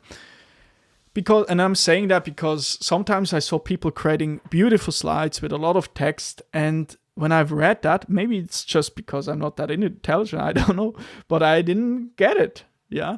And then I thought, okay, how can I create slides that are so darn simple that even I can understand it? And that's what I've tried to do from nowadays. And ChatGPT is also great for that sometimes. Sometimes I write it down, and then I ask ChatGPT like, hey, please rewrite that in third grade reading level. And it gives me wonderful text in pretty simple language that people actually can understand. Like, because you can really sound super smart with fancy words, but if the people in front of you don't understand it, how does that serve you, you know? And this is, for me, not only a pitch deck lesson, but also a sales and marketing lesson when it comes to publishing content online or recording those kind of podcasts. Like, just use simple language. Sometimes I also fall into that trap to think like, oh, I need to use a new fancy word that I learned because I'm now talking in English, and try to sound sophisticated, but then the listener doesn't understand it and it doesn't serve anyone. So yeah, simple language is the point here. And a nice question I like to ask myself is, what needs to be given that someone gets the most value out of the slide deck in terms of creating pitch decks? And powerful question. And I would say the main thing is then less is more, simple language. Don't use fancy stuff. And I'm not saying you should do put in some time in that pitch deck, but I'm simply saying like spending time on then fancy words and fancy slides. In the end, nobody cares about it. If that helps and solves a real business problem, great. If not, you can have really beautiful slides, but no one cares. Lesson 20. Whether you run a coaching business or a software as a service business, simply a software business, it's business. People just make it sound more fancy. So this is also a lesson I needed to learn. When I started my first business, it was like a marketing agency. We didn't really make any money there, but it was more like a group project that we have like a presence online, and in case someone wanted our services, we could sell that. Some of us did money. I didn't really pursue that. I want to focus on the podcast. I also did then this coaching business where I help people with adults with ADHD to become more productive, get stuff done. And I also was part of a startup at the University of St. Gallen where we needed to, or where we wanted, or we did, help C-level executives in small to mid-sized company build up their personal brand via LinkedIn. Like, simply help them how to write a blog post, a post on LinkedIn in according to their, or aligned with their overall strategy. And in each of those businesses, I always thought like, especially when I started coaching business. It was like completely new to me. And then fast forward, I'm now doing this new software project, and I really realized that in the end, it's always the same. You need a problem in the world. Then you need to, you think you have a problem there. You start talking to people, potential customers, and then you create a solution that solves this problem. It sounds pretty simple, and I give you an example. In my case, I thought that people with ADHD were pretty unproductive. They procrastinate on major projects. That was the main hypothesis I had. And then I launched my MVP, and in the first place it was more like a holistic solution. Then I adjusted that a little bit, but then I created my second version of my program, and all of a sudden I talked to I had a lot of sales calls. Actually already before, quite frankly, when I launched my MVP, I had a lot of sales calls, and that got pretty fast confirmed those pains I had in my mind. And I knew exactly who I can help and who not. In the first place, it wasn't so clear. That came over time, but I'm simplifying because of the time.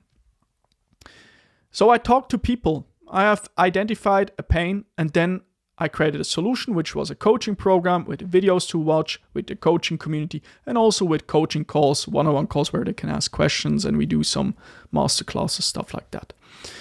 And the same now applies to the software business I'm doing. What we've done is simply, we thought in the first place, now we are, let's do it with the current idea we are pursuing. We think that private equity companies spend a lot of time in due diligence on manual repetitive tasks. So highly paid analysts and associates spend countless hours on repetitive due diligence tasks. So whenever a private equity company wants to invest in another company, they need to do a proper due diligence, an analysis, in other words, of the target of the company you want to buy. And there are so many different things because of the unstructured data they get from that company, which needs to get analyzed, blah, blah, blah.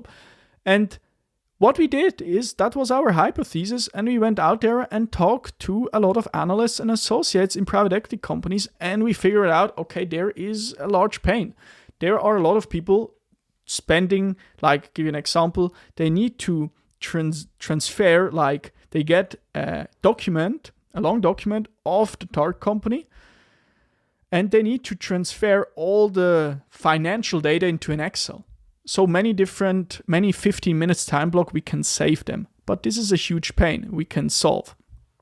So the overarching principle is exactly the same. You have a problem, you talk to potential customers, and then you create a solution that solves that. And in the coaching program I invested in for this ADHD coaching business I started, there I learned actually the basics. And it was like, first you need to generate traffic, or you need to generate leads. And they are like, in the coaching context, but also beyond that, you need to do three things. You need to do traffic. You go on other people's profile on Instagram, you like their post, comment. In order to bring them on your profile, then you post your content there, valuable content. In my case, it was about ADHD, productivity stuff. And then if they like your post or they comment, you start a conversation with them in the DMs, and you see if you can help them. And if you think you can, the goal is to book a sales call with them. And then they book a sales call, you send them the link, and then you have a sales call. You have a proper script. Now we are at the point of selling. And if they buy, you deliver your product. And those steps of, you need to generate leads with different means like content, paid ads. Then you need to sell properly, and you need to deliver an exceptional product, and later to retain your customers, obviously. This is in almost every business the same. And that was really big relief, because like that, you know which skills you need to acquire. And obviously, you need then to build up the deep domain knowledge in a given field. Like if you do private equity, you need to learn about private equity. If you do ADHD coaching, you need to learn about ADHD and so on. But the takeaway, whether you run a coaching business or a software SaaS business, it's business. People just make it sound more fancy. You need a problem and then a solution. So talk to people, start with your own problem on the other side, search for product market fit, sell it repeatably, and scale the business. Lesson 21.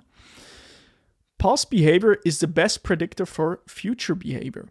So I just share with you talking to customers. Everybody says, like, I guess Paul Graham has this famous quote of every problem can solve by talking to your customers. And customer feedback or interviews are really, really valuable. But there is a huge danger that you ask wrong questions and you get answers that are distorted and they actually lie at you.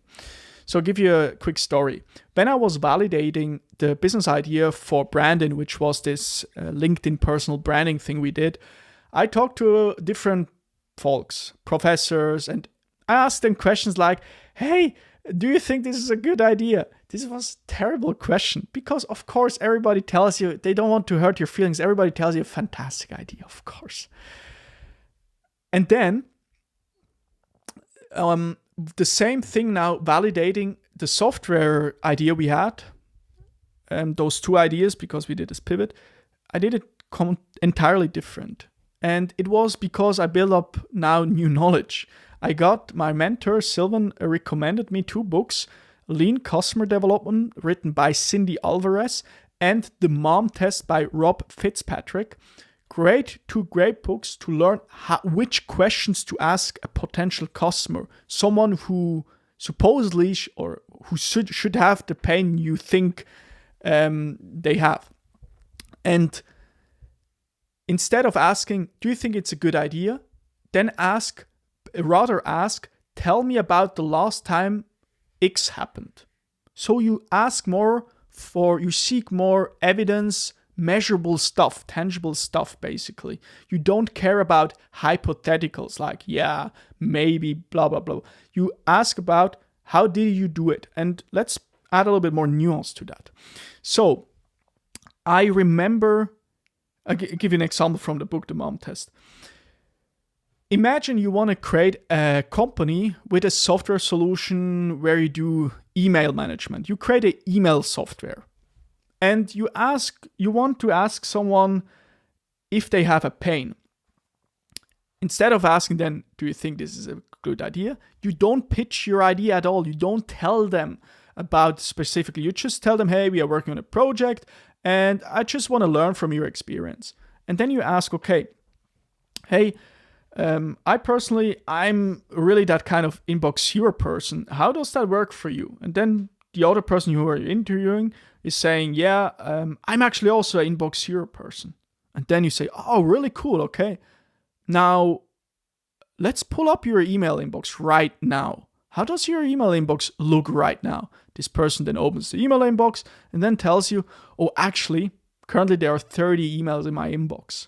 And then you have evidence and actually see, okay, this person talks in ideals, like I'm X kind of person. But the truth is, the evidence looks differently. They are not inbox zero at all. And that's what we are seeking in those kind of interviews. The truth, the evidence, actions, behavior in the past, because that's a great predictor for future behavior. Similar what I said in a previous lesson. And that was really helpful for me. And in the beginning, obviously, I sucked completely. I asked a lot of bad questions that led to, or leading questions like, would you do X? Do you think X is a problem? That's not really helpful. All you do is you ask about past behavior. And then you might ask, okay, how do you actually tell them about my idea? You don't need at all. Maybe you find out that your idea you had or the problem you thought they don't have that problem at all. Actually, everything works pretty neat. It's pretty neat and smoothly, so you don't need to care about that. All you need to care about is finding the truth. And sometimes it's pretty harsh because it invalidates a hypothesis you had about a particular idea. Like, I think those folks have this problem because of this constraint. And then it turns out they don't have that at all. Like in our case with the first True KPIs idea, we figured out, okay, we had the hypothesis that software companies 1 to 10 million in annual recurring revenue. struggle with KPI tracking because of Excel sheets. That was, put simply, the hypothesis. And we realized, okay, the pain wasn't that big. And we did a pivot. But the cool thing is we didn't spend that much resources. We had an idea, we invalidate, we go to the next one. We test that, we go to the next one if it's crap. You see it, you can move pretty fast and you don't need to build anything. You just test, you talk to people. All right, and I highly recommend, if you are starting your business, whatever kind of business, read those 2 books, Lean Customer Development and The Mom Test. It really helpful because they are, especially Lean Customer Development gives you like the step-by-step explanation how to do it, which I was like, everybody talks about lean startup. Maybe you have heard of this book. It's like a business book, which the gist of it is you need to be more scientific when testing a business idea. You have a hypothesis, you test it, you adjust it. And the book Lean Customer Development actually puts it into practice and shows you precisely how you put that into, how you do it, how to talk to customers and test your business idea. So the gist being here, do you think it's a good idea? Awful question. Here's the thing, only the market can tell you if your idea is good. Everything else is just opinion. Unless you're talking to a deep industry expert, this is self-indulgent noise with a high risk of false positives. That's a quote by Rob Fitzpatrick from the Mom Test. So seek evidence and not ask if it's a good idea. And quite frankly, again, I'm just talking to myself here. If you want to do it differently, do it. So, no, just kidding, guys. Lesson 22. Leave things better than you found them. So, I recently moved to Zurich just for 2 months because a friend of mine, he went on holidays and he left his apartment, and I thought, yeah, why not see if Switzerland, Zurich is something for me, because I'm currently flexible. I'm working on my laptop, obviously. And then I was in the first place alone in one room, and then I needed to switch the room because he went to holiday, and his roommate came back from holiday, and I left that room where I was inside sleeping. I wanted to leave it better than I found it. I sweep the floor, I vacuumed the floor, I washed the pillow stuff, and you get it. I simply wanted to leave it better than I found it. And also, I try to already for a long period, to apply that to different things, like whether it's the toilet, people, gym, desk, picnic, everything. Like whenever I go somewhere or I do something, I want to leave that thing better than I found it. Whether it's when I meet a friend, we have a great conversation and we both of us feel better afterwards, or I work at the library and get some work done there and I leave the desk and maybe I clean it up. You get the thing. So leave things better than you found them. I really love that. Lesson 23. Always qualify your customers. Less headache leads to less headache in business. Quick story. So when I started my coaching business, I had this first version of my program, which I was mentioning before. I had this minimum viable product where I targeted all ADHDers. And because I thought I will deliver like a holistic solution, a coaching program that helps everybody and gives you all the different tools that you need to be successful with ADHD. Ending up in a situation where actually they got overwhelmed, and obviously ADHDers get fast overwhelmed, not a good idea. So I then pivoted to more targeting ADHDers that struggle with procrastination, productivity related issues. And later then to high performance ADHDers. That's a little bit more details than I shared in the last episode. Point being that in the first place, I didn't do that good of a job with my MVP to qualify those customers. Obviously, I qualified them by asking questions. They had the pains, but it was too much. They had too many pains. And I realized that, hey, with my second version of my improved program, I want to focus solely on productivity, mainly on procrastination on this topic, to help those clients to get a lot of work done in a short period. And so I started to qualify for that, to see, do they have a project that they are procrastinating on? If there was a checkbox, or if the checkbox was actually checked, then I said, okay, that's a good fit for my program. And like that, I became aware, okay, who I want to serve and who I don't want to serve. I don't want to serve all ADHDers, because ADHDers have all different kind of struggles and challenges, where they have comorbidities, not only ADHD, then they have OCD, they have depression, all that kind of stuff. But I can't help you with all that kind of stuff. I'm just helping you with the productivity problem. I'm your man for that thing. And that was a really helpful lesson for me to learn, to say no to a lot of people, to say yes to exactly those people, to get them better results that I can use as a testimonial to get even more customers or referrals. It's like a flying wheel where I post content to sell to people, to make people aware. I sell them. I help them to get great results. Then I use those results in my content to even attract more people. So it's this constant flywheel that a lot of companies also use. And building up on that, when it comes to qualifying your customers, I think it's also really crucial, this is really, really crucial, quite frankly, to choose the right market and the right niche. And I like this framework of Alex Hormozi from the book $100 Million Offers. Whenever you choose a niche or a market, you need 4 things that are cumulative, checked off. There need to be a yes to each of those.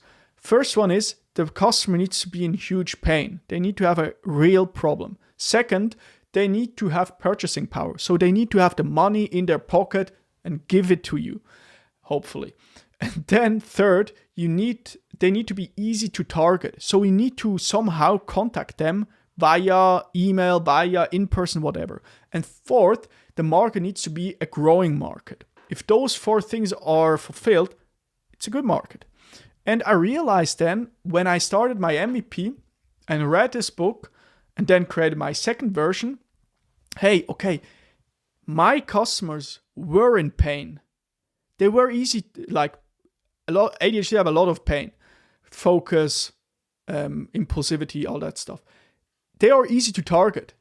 Social media is full of people with ADHD on Instagram, Facebook groups, you name it. Is the market growing? Absolutely. More and more people are diagnosed with ADHD. But one thing I missed, and that was the purchasing power. Obviously, if you have a lot of struggles, a lot of folks with ADHD, they don't have that much money. My caveat here, there are a lot of exceptions, obviously. But a lot of people don't have that much money. And that was a huge realization. And then I needed to pivot a little bit and say, okay, who has money within the group of people with ADHD? And those were the high performer ADHDers, those who leveraged already a good part of their ADHD to their advantage, like strengths like creativity or this hyper focus when they can zone in 7 days in a row and just do one thing straight. And obviously there are a lot of startup entrepreneurs, a lot of entrepreneurs that have ADHD. The best ADHDers or entrepreneurs have ADHD, I would argue, or at least a lot of them, as well as C-level executives and so on. Point being here that I started to target high-performer ADHDers, like strategy consultants, or like people who work in the startup industry. I had like one guy who was the head of a department in a startup. I had one guy who was a high-level consultant. And I realized that those folks actually have the money to spend on a solution like I offered. So I watched basically at the clients I worked with. And what I did was I analyzed of those all the clients I worked with, what traits do they have in common? And let's start like that. Who were the customers it was really, really easy to work with? And then I looked at those customers and I clustered the patterns. Like, for instance, they were really easy when it comes to signing the contract and doing the payment. Second, they were really doers. What I told them, they did. They executed on it. So I wanted more of that. And everybody who doesn't have those traits, I didn't want in my program. And it's a little bit counterintuitive, probably, like a doer and procrastinator. There are a lot of people who have both traits, quite frankly. Like, they, in some instances, they are go-getters, but then on other things, they procrastinate like crazy. But I focused on those folks more and more, and that really helped. Sadly, I then switched, obviously, now to software, but it was a good learning, I would say. And I'm not saying now this decision is the best I did. Presumably, if I continue with that, you can make out of this ADHD coaching business a multi-million-dollar thing, obviously, if you do it for an extended period of time. But that's now the decision I make because I thought software is the logical next step to challenge myself, because I never done software before. So, long story short, main lesson, always qualify customers. It's less headache in business. And second, make sure that your target customer, your niche, has pain, purchasing power, easy to target, and is growing. Lesson 24. I so fucking love to record this episode every year. Lesson 24. Customers decide whether to stick with your business or not at two key moments. Right after the sale and during onboarding. Nail these stages and you will boost retention from the start. So, first of all, what do I mean with onboarding and after the sales call? So, whenever you sell something, there's this period right after they bought your thing, your product, and then is this period. You have this onboarding call, or where you onboard them to your solution. You give access to everything. In my case, it was giving access to videos, coaching community, and everything. And what I found really, really helpful is you need to set the right expectations and delivering on them flawlessly, which builds then a lot of trust with your prospects, because you are then reliable. You say, I will do X, and you deliver X on time. You will say, if you say, tomorrow in 8 a.m., you will get this email from me with instructions to access to the product I sell to you. And then in 8 a.m., there is an email in the customer's inbox. And even better, deliver it already earlier plus a little bonus. And you can, like that, you can over-deliver like crazy. That's how I did it. On time, better, earlier, you surprise them with a bonus. And also during the onboarding call, this needs, like, there you can do a huge impression, a good impression of your business. If you simply prepare a little bit, in my case it was, I watched again at all the sales call I had with each client. I took all the notes and I prepared for them a customized individual document, which was their plan for the entire program, customized to their situation based on the project they wanted to get done in my program. And like that, they felt like, oh, this person actually spent quite a lot of time preparing for this call to make sure that this is exactly tailored to me. And obviously, this is in the beginning not really scalable, but later becomes scalable, because in the beginning, what you need to do is do things that don't scale, which means you are highly individualized, you personalize a lot of stuff for your customers. And you over-deliver like crazy. And that's what I try to do. And those key moments are so crucial. As I said, and the customer really needs to know always what the next step will be and when it will happen, and never leave them in the darkness. So I hope that was helpful. Right after the sale and during the onboarding, those are great moments to reinforce their decision that they actually made the right choice investing into your program or product, whatever. Lesson 25, it's easier to quit a membership or a subscription than a relationship. This is a customer success lesson.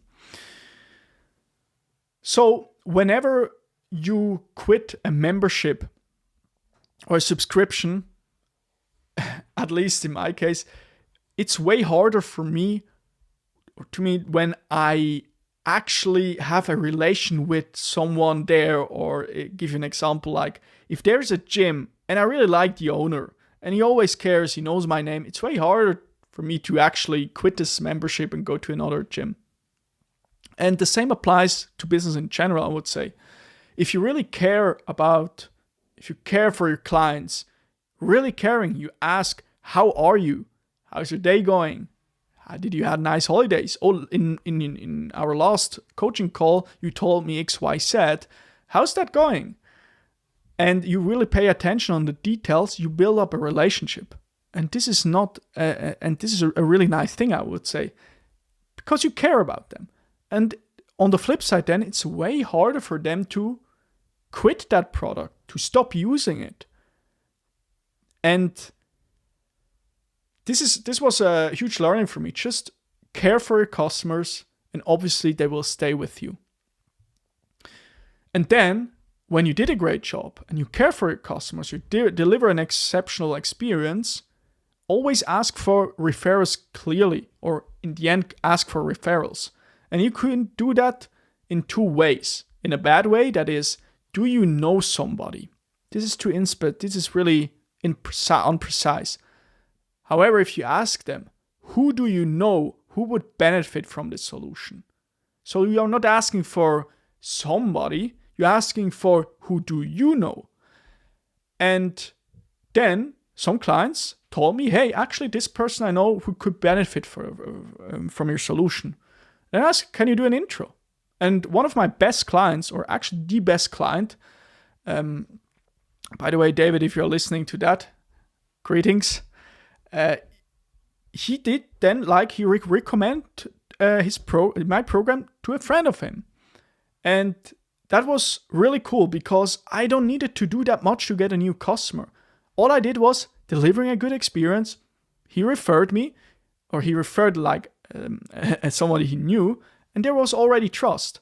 And that's the cool thing. If somebody gets referred and then buys your product, before the buying decision, the trust is already there because this person knows, hey, my friend have already gone through that, and it works.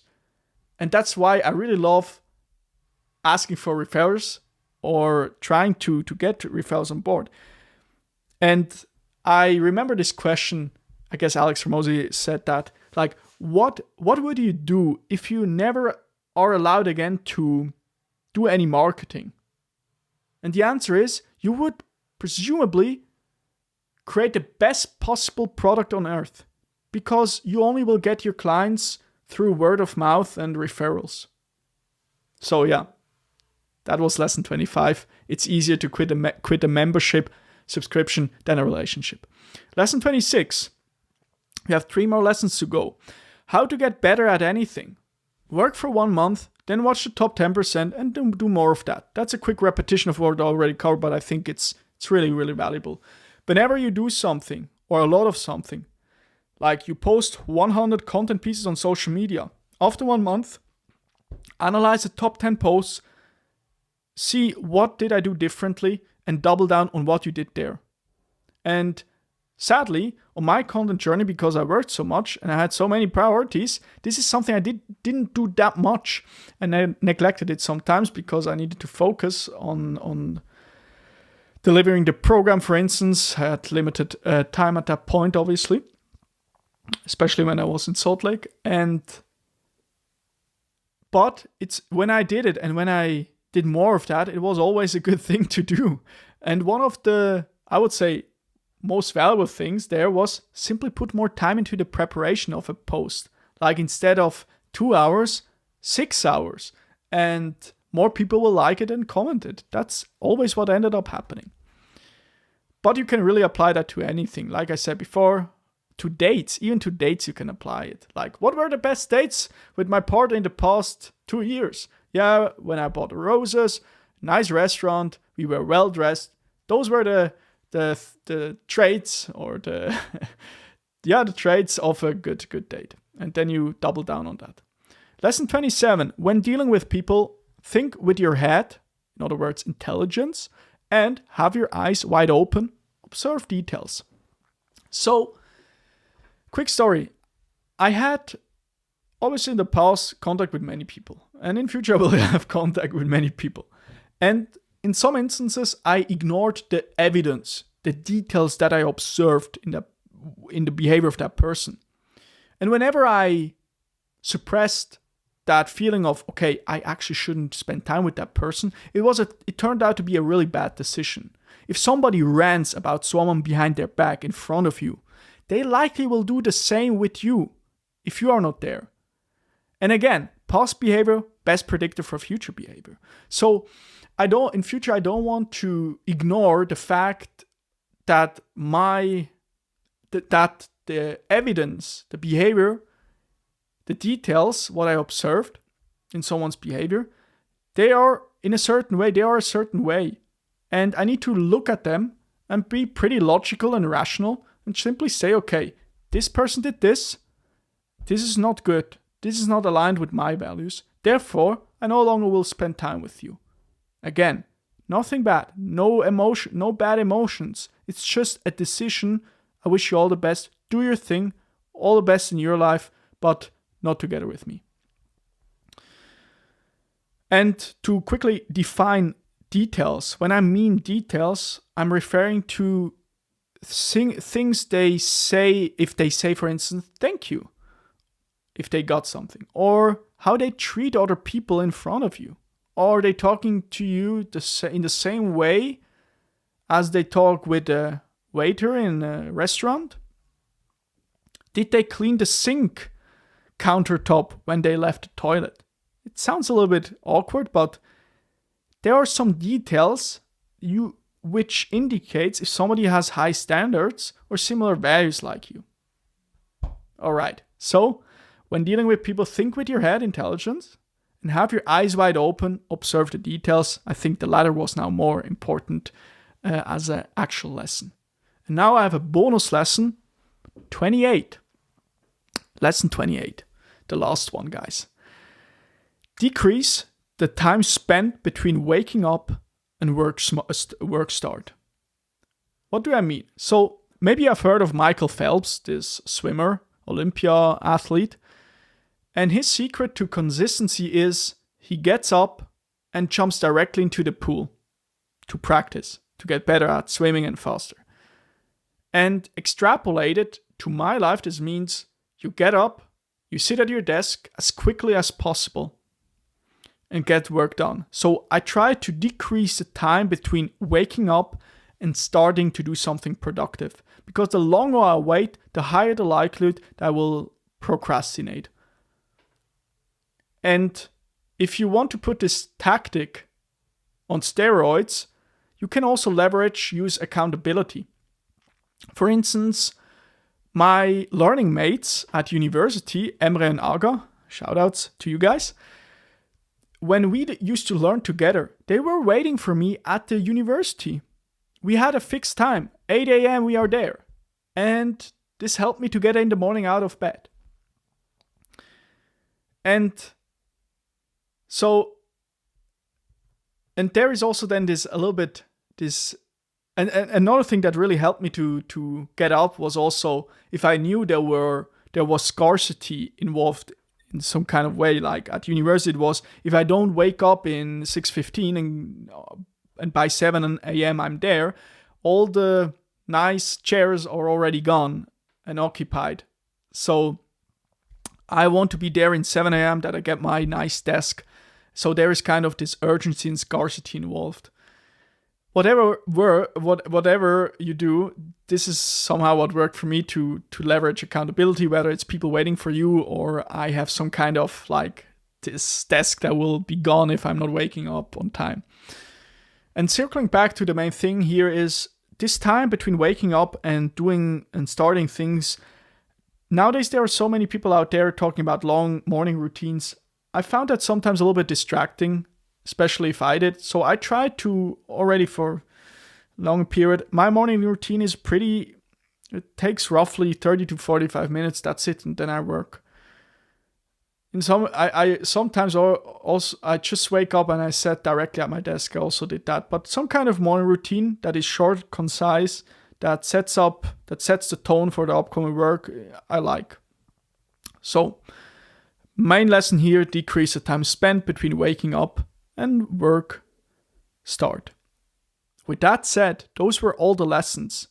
Thank you very much for listening to this episode. And I wish you a lot of success for the upcoming year, 2025. Please crush it, give everything. Nowadays, especially now, it's a great time to reflect a little bit on your past year. What you could do better, what have you done, some lessons you've learned. And then also on the flip side, to plan your new year ahead. I also published a newsletter where I covered that, how I reflect the past year, which might be interesting to you as well. It's completely free. It's on my website. You can also sign up below. And yeah, with that said, if you are interested in watching more videos of me, I uploaded update what I did for the past 2.5 years in my last episode. You can watch that here somewhere below or on the screen. Click there, and and I'm also curious about your feedback. If you liked this episode or if you didn't like it, whatever, leave a comment below. If you think it's good, say it's good, I like this lesson, XYZ. Or if you think it's crap, leave me a comment as well. I'm curious to learn from you also. So thank you so much, all the best, and talk soon.